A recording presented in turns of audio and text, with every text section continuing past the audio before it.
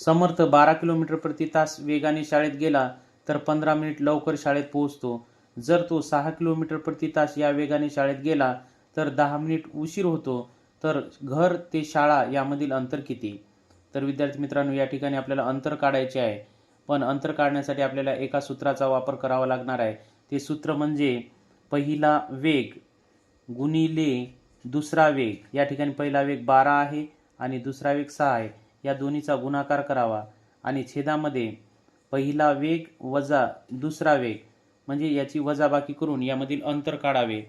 गुणिले आता वेळेतील अंतर काढण्यासाठी 15 मिनिटे आणि 10 मिनिटे, तर यांची बेरीज करावी.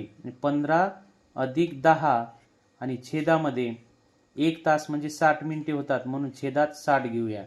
त्यानंतर 12 गुणिले 6, 12 वजा 6 केल्यानंतर छेदात उरतील 6 गुणिले 25 छेदामध्ये 60.